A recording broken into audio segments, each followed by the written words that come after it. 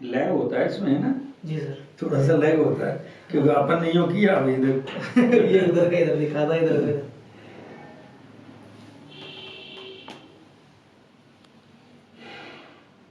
जैसे ही लाइव जाएगा सर उसका नोटिफिकेशन जाता है सबको। नोटिफिकेशन जाने के बाद प्रिंसिपल्स जो होंगे वो उनके मोबाइल पे नोटिफिकेशन जाएगा स्क्रीन के बजाय। कीर्ति कुमारी काबरा। जय हिंद मेरे प्यारे देशवासियों, एक पल इंडिया ऑफिसर्स टॉक प्रोग्राम में आप सबका स्वागत है। और हम निःशुल्क शिक्षा की ओर बढ़ रहे हैं और जिसमें मेरा मार्गदर्शन जो लगातार कर रहे हैं हमारे अभिजीत कुमार सर हैं, IRS रहे हैं, कमिश्नर रहे हैं और इनके ज्ञान और अनुभवों से मैं यहाँ तक पहुँचा हूँ।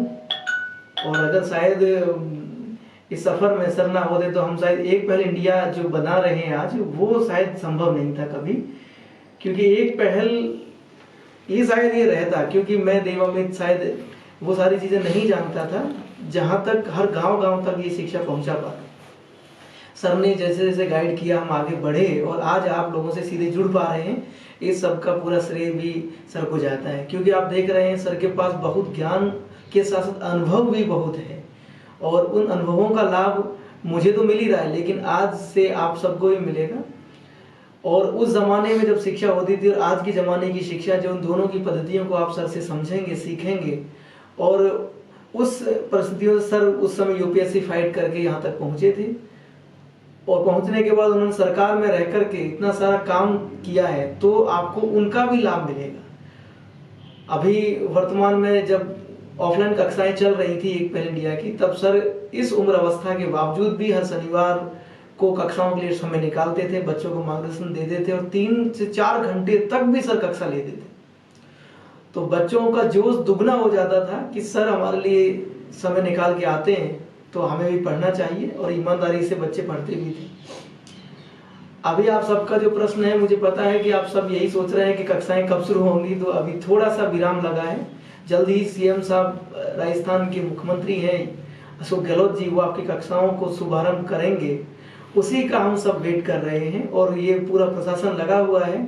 आप सब बच्चे धैर्य रखें क्योंकि सबसे पहले प्रश्न आपको यही आएगा, मुझे पता है कि कक्षाएं कब शुरू हो रही हैं। मैं इनवाइट करता हूं सर को कि सर आए और हम सबको मार्गदर्शित करें और अपने ज्ञान और अनुभव का लाभ हमें मिले और हम पर वो वर्षा करें ज्ञान की। सर आपका स्वागत है एक बार इंडिया कार्यक्रम में। सर धन्यवाद।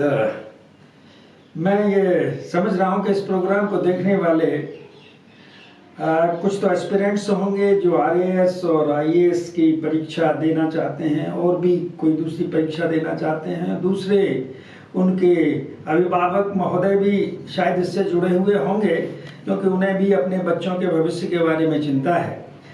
सबसे पहले तो मैं मिस्टर देव अमित जो एक पहल इंडिया को लेके चल रहे हैं, इन्होंने मेरे बारे में काफ़ी तारीफ की। इतना मेरा कोई योगदान नहीं है, मैं तो दरअसल इनकी इस बात से बहुत प्रभावित हुआ।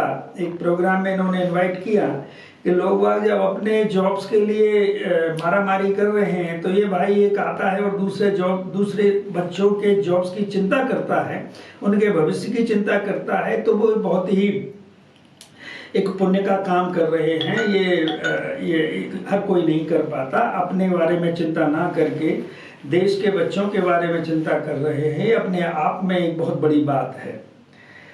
अब मैं ये मान के चल रहा हूँ कि जो भी बच्चे इससे जुड़े हुए हैं वो सब एस्पिरेंट्स हैं, वो सिविल सर्विस को फाइट करना चाहते हैं। तो चूंकि आप एस्पिरेंट्स हैं तो आपने ये गोल तो निर्धारित कर ही लिया है कि भाई हमें सिविल सर्विस देनी है। मैं अपनी बात एक छोटी सी कहानी से शुरुआत करना चाहूँगा। एक गांव में एक व्यक्ति होता है, वो गांव का सबसे गरीब व्यक्ति होता है, परंतु वो खुद कक्षा 2 तक पढ़ता है, परंतु उसका एक ध्येय, एक संकल्प होता है कि मुझे मेरे बच्चों को आगे पढ़ाना है। और वो दूसरों के, चूंकि वो खेती है, एक मजदूर है, उसके पास खेत भी नहीं है, लोगों के पास छत भी होती है लेकिन उसके पास तो कोई घर नहीं, कोई छत नहीं, दूसरे इलाके से शिफ्ट होता है और उस गांव में रहता है। और फिर वो दूसरों की खेत में काम करता है, अपने बच्चों को पढ़ाता है। बच्चे इस बात को समझते हैं कि उनके माँ बाप किस तरीके से जद्दोजहद करके उनका लालन पालन कर रहे हैं। पर जो बच्चा आगे चलता है उसको सिविल सर्विस के बारे में कोई ज्ञान नहीं होता, बिल्कुल भी कोई ज्ञान नहीं होता। उसका तो एक ही संकल्प है, समहाउ उसके दिमाग में यह बात आती है कि मुझे जीवन में सबसे मुश्किल काम करना है, पढ़ाई के क्षेत्र में जो भी काम है वो करना है। मैं उस जमाने की बात बता रहा हूँ, 70s की, जब 10+2 भी नहीं था, 11वीं में ही हायर सेकेंडरी होता था। तो फिर वो पढ़ने के लिए 9वीं के बाद में आप सभी जानते हो उस समय सब्जेक्ट लेना होता था, ऑप्शनल सब्जेक्ट, आर्ट्स में जाना है, कॉमर्स में जाना है या साइंस में जाना है। तो वहां जाके उसने, चूंकि ये उसका संकल्प था कि सबसे मुश्किल चीज होगी उसे ही करना है उसे, तो पूछता है कि भाई यह इस स्कूल में सबसे मुश्किल कौन सा है? तो लोगों ने बताया कि भाई मैथ साइंस है, मैथमेटिक्स है। तो वो मैथ साइंस लेता है, फिजिक्स केमिस्ट्री और मैथ्स, और फिर उसमें अच्छा करता है। उसे ये भी नहीं मालूम है कि आगे क्या करना है, लेकिन उसके टीचर कहते हैं क्योंकि ये पढ़ाई में अच्छा है तो उसे सलाह देते हैं कि भाई आपको इंजीनियरिंग करनी चाहिए। इंजीनियरिंग कराने के लिए उसके माँ बाप के पास पैसा नहीं होता, बट टीचर मदद करता है और वो बच्चा इंजीनियरिंग कॉलेज, जो आज MNIT कहते हैं, Malviya national institute of technology, वो उस समय MREC हुआ करता था, मालवीय रीजनल इंजीनियरिंग कॉलेज, उसमें वो प्रवेश लेता है। उस समय जो भी एडमिशन होता था हायर सेकेंडरी की परसेंटेज के आधार पर होता था। अब वो इंजीनियरिंग खत्म करता है, इंजीनियरिंग खत्म करता है, उसे सबसे बड़ी जो समस्या शुरू में आती है, चूंकि वो हिंदी मीडियम से आया हुआ है और ग्रामीण परिप्रेक्ष्य आया हुआ है, जब वो शहर में आता है तो उसे बड़ी मुश्किलात का सामना करना पड़ता है, उसे बड़ा ही इंफीरियरिटी कॉम्प्लेक्स होता है। कैसे? क्योंकि उसके साथ वाले जो बच्चे हैं जो शहरों से आते हैं वो इंग्लिश मीडियम के होते हैं, उसे बात समझ में नहीं आती, टीचर्स पढ़ाते हैं। तो जब वो इंजीनियरिंग कॉलेज में एडमिशन हुआ था तो उसके 85% मार्क्स थे, परंतु फर्स्ट ईयर का एग्जाम देते देते चूंकि वो इंग्लिश मीडियम बदल गया तो इंग्लिश मीडियम उसकी समझ में ही नहीं आता था, तो उसे बड़ी तकलीफ होती थी। एक बार तो उसने डिसाइड किया कि कैसे भी करके भाई मैं यहाँ से चला जाऊं, क्योंकि आप जानते हैं जब परिप्रेक्ष्य ऐसा बदल जाता है तो वो कुछ नहीं कर पा रहा। कहाँ तो 85% मार्क्स वाला स्टूडेंट, अब उसे स्ट्रगल करना पड़ रहा है। फिर भी ले दे के उसने वो फर्स्ट ईयर का एग्जाम दिया, तो आपको ताज्जुब होगा, उस समय उसकी परसेंटेज थी 39%। गांव जाता है, उसके पिताजी पूछते हैं क्या हुआ, वो खुश नहीं था अपने रिजल्ट से, कहता है परसेंटेज तो बहुत कम आई है। पिताजी कोई बात नहीं है, मेहनत करो और आगे बढ़ो, कोई दिक्कत नहीं है, और भी तो बच्चे हैं, आप भी उनसे सीखिए। हम और लड़कों से कुछ ज्ञान लेता है वो, और फिर वो इंग्लिश क्लास ज्वाइन करता है और अपनी अंग्रेजी सुधारता है, और फिर धीरे धीरे उसकी परसेंटेज बढ़ती है और वो सेकंड ईयर में 64, फिर थर्ड ईयर में, उस समय 5 साल का कोर्स होता था, और थर्ड ईयर में 74, फोर्थ ईयर में 78 एंड फाइनल ईयर यानी 5th ईयर में उसकी जो फाइनल ईयर थी उसमें 87% मार्क्स आते हैं, और यूं करके वो मेरिट होल्डर बन जाता है। अब आगे उसका इच्छा पूरी नहीं होती तो वो आगे चलता है कि और इससे मुश्किल क्या पढ़ाई है, एक ही संकल्प। तो वो मुश्किल पढ़ाई है, किसी ने बोला कि भाई IIM में एडमिशन ले ले तो बहुत अच्छे जॉब अपॉर्चुनिटी मिल जाएंगे।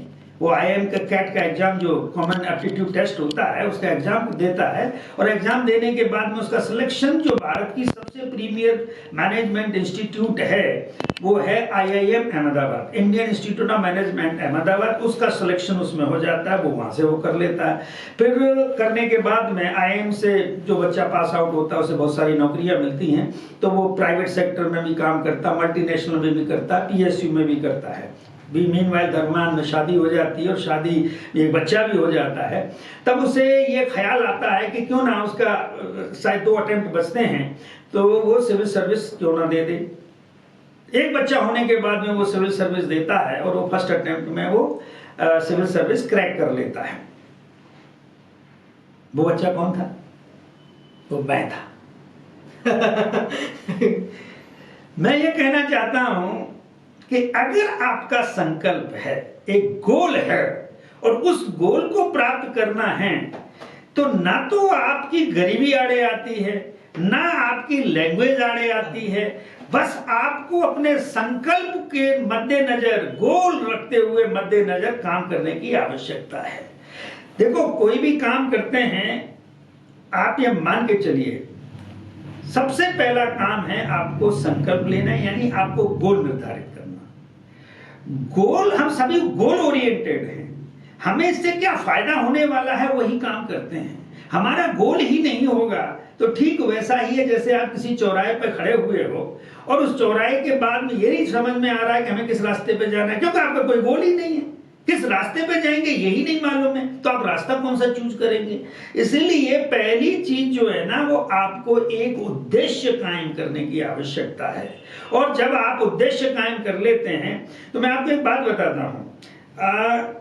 अभी कुछ चीजें ऐसी होती हैं, जीपीए आप सभी लोग जानते हैं, इसको बोलते हैं ग्रेड पॉइंट एवरेज। जहां परसेंटेज से एग्जाम नहीं होता वहां ग्रेडिंग सिस्टम होता है। तो ग्रेड पॉइंट एवरेज जो पूरी पेपर्स का मिला के एक एवरेज आता है, उसके आधार पर आपको जीपीए निर्धारित होता है।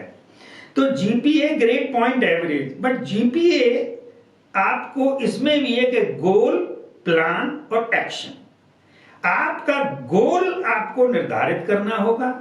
अगर आपका, चूंकि आप सभी एस्पिरेंट्स हैं, तो मैं मान के चल रहा हूं कि आपको सिविल सर्विस, चाहे वो आरएएस हो यानी स्टेट सिविल सर्विस हो, या सेंटर की सिविल सर्विस हो, all India services, IAS, IPS, IFS and group A services जो सेंट्रल सर्विसेज हैं, वो ये सब सिविल सर्विस की कैटेगरी में आती हैं। तो आप सभी लोग उनमें एग्जाम में बैठना चाहेंगे।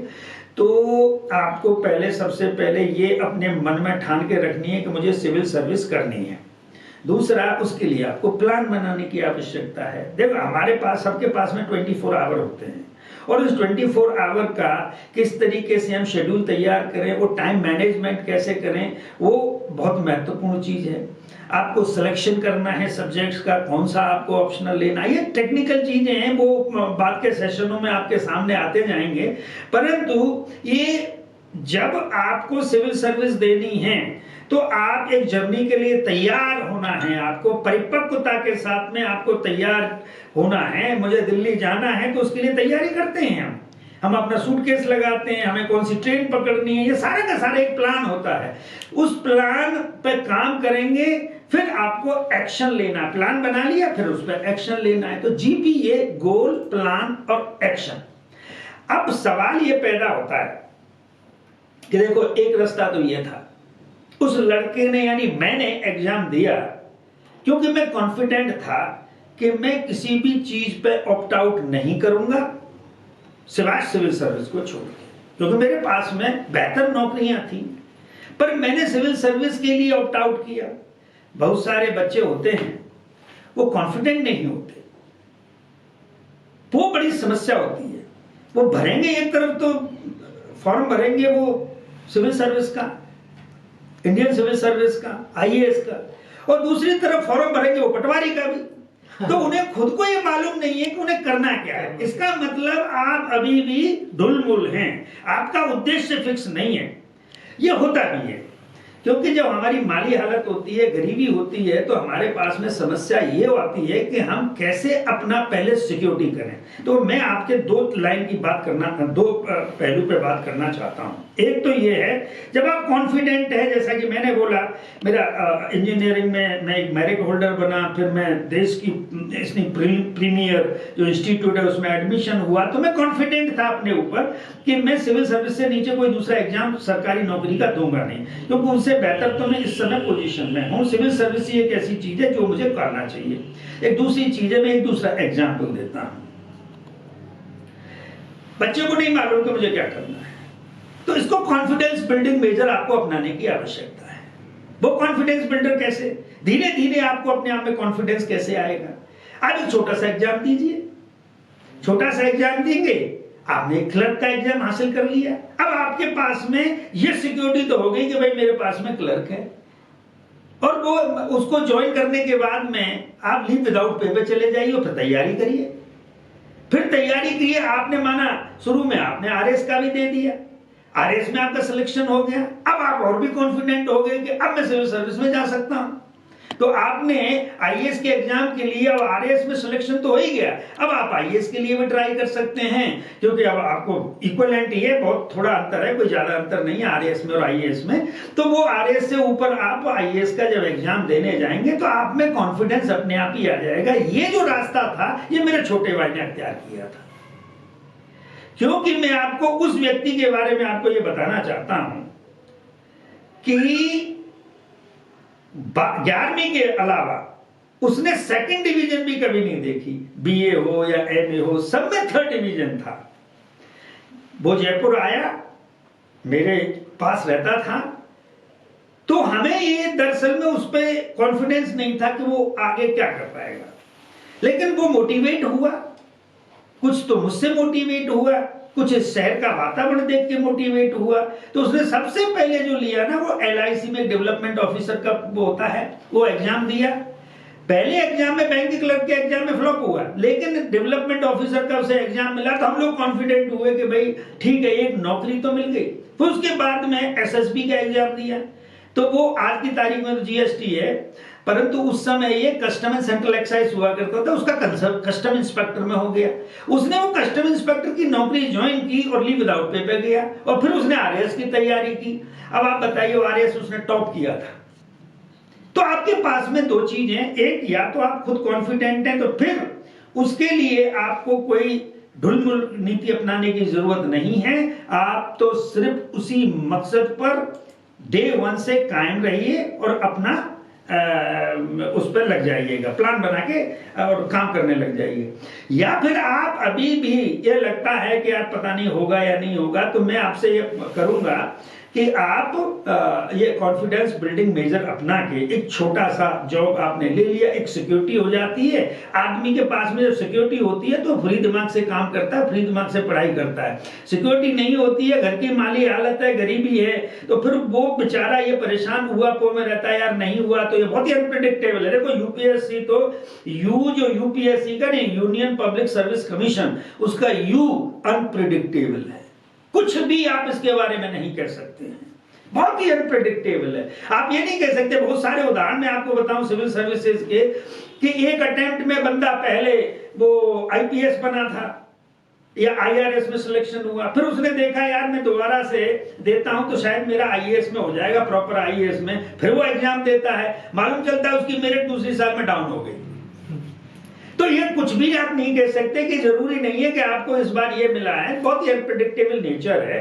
परंतु अनप्रेडिक्टेबल होने के साथ साथ में ये बहुत मायने रखता है कि आपका जो है संकल्प वो कितना मजबूत है।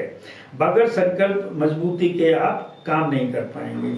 मैं आप सबको एक कहना चाहूँगा एक पोइम के माध्यम से, और बताना चाहूंगा कि हमें अपनी लाइफ में कैसा करना चाहिए। ये सब कुछ जो है ना, वो आपकी सोच के ऊपर निर्भर करता है। जैसा आप सोचोगे वैसा आप कार्य करोगे। Your thoughts make you act. तुम्हारे जो विचार हैं वो आपको एक्शन में कन्वर्ट होते हैं, काम में कन्वर्ट होते हैं। आपका काम आपकी आदत बनाता है, आपकी आदत आपका व्यवहार बनाता है, और व्यवहार से आपकी नियति बनती है। तो ये सब कुछ सोच ही है। युद्ध कभी भी फील्ड में नहीं लड़ा जाता, पहले दिमाग में लड़ा जाता है, पहले प्लानिंग होती है उसकी कि युद्ध लड़ना है तो कैसे लड़ना है। किसी भी काम के लिए प्लानिंग बहुत जरूरी है और वो दिमाग में होता है। अगर आप, हमारे जो APJ अब्दुल कलाम साहब थे प्रेसिडेंट, जो एक बात कहते थे कि सपने देखो और बहुत बड़े सपने देखो। मैं कहना चाहूंगा सपने देखना सबका अधिकार है, और सपने छोटे मोटे देखने की जरूरत नहीं है। सपने देखना तो बड़े देखो। आप सपने देखोगे तो उनको साकार करोगे, सपने ही नहीं देखोगे तो साकार करोगे कहां से। इसलिए जो व्यक्ति सपने नहीं देखता है वो व्यक्ति अपने ऊपर अपराध करता है, क्राइम करता है, अत्याचार करता है।